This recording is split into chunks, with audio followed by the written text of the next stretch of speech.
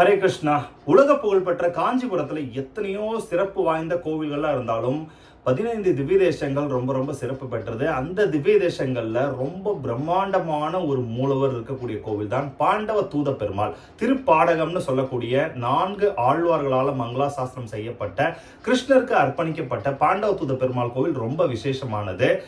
எல்லா ராசிக்காரர்களும் எல்லா நட்சத்திரக்காரர்களும் வாழ்நாள் முழுக்க வழிபடப்பட வேண்டிய ஒரு அற்புதமான கோவில். தடைகளை நீக்குபவர். உங்களுடைய வாழ்க்கையில எவ்வளவு தடைகள் இருந்தாலும் உங்களுடைய நிலம் அல்லது சொத்து இந்த மாதிரி ஏதாவது பெண்டிங் இருந்ததுனால கூட கிருஷ்ணர் அந்த பங்கை கண்டிப்பா வாங்கி கொடுத்துருவாருன்னு இன்னும் ரொம்ப ரொம்ப ஆழமா நம்பி இந்த கோவிலுக்கு பல பேர் வர்றாங்க. ஏன்னா பகவானுடைய வார்த்தைகள் அந்த அளவுக்கு, அதாவது எல்லா விதமான பிரச்சனைகள் இருந்தும் துன்பத்திலிருந்து உன்னை நான் நீக்குகின்றேன் பகவான் சொல்றாரு. அப்படிங்கும்போது பாண்டவர்களுக்காக தூதுவரா போறாராமா, தூதஹரின்னு அதனால கிருஷ்ணருக்கு இங்க பேரு. இந்த கோவில்ல இருக்கக்கூடிய கிருஷ்ணர் சாதாரணமான மூலவர் கிடையாது. 25 அடி உயரத்துல, பீடத்தோட சேர்த்தா 30 அடி உயரத்துல கிருஷ்ணரை ஒரே பாறையால செதுக்கி இருக்கிறாங்க. அவ்வளவு பிரம்மாண்டமான ஒரு காட்சி.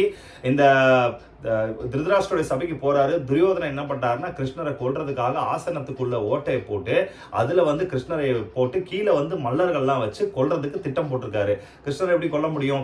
அப்போ கிருஷ்ணர் அதே மாதிரி உள்ள விழுந்துடுறாரு. போனவொடனே எல்லா மல்லர்களையும் வதம் பண்ணிட்டு பூமியை பிளந்துட்டு பிரம்மாண்டமான ரூபத்துல விஸ்வரூப காட்சியை காமிக்கிறாராமா. இந்த காட்சியை பார்க்கணும்னு திருதராஷ்டிரர் கேட்கிறாரு. அதனால அவருக்கு சிறப்பா அந்த பார்வையை கொடுத்து பார்க்கவும் வைக்கிறார், குருடரா இருக்கிறவர் கூட.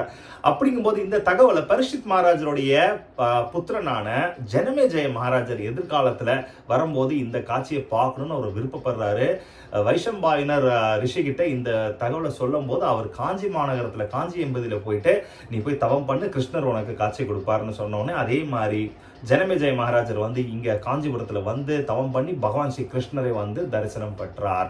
சந்திரன், அதுக்கப்புறம் எல்லா தேவர்களும் ராசிகளும் நட்சத்திரங்களும் பிற்காலத்துல கிருஷ்ணரை இங்க தஞ்சம் அவங்களுடைய பாவங்களையும் போக்கிக்கிட்டாங்க. அவங்களும் கிருஷ்ணரை தரிசனம் பண்ணிருக்காங்க. அதனால ரிஷப ராசி ரோகிணி நட்சத்திரக்காரர்கள் வாழ்நாள் முழுக்க வழிபட வேண்டிய ஒரு கோவில்.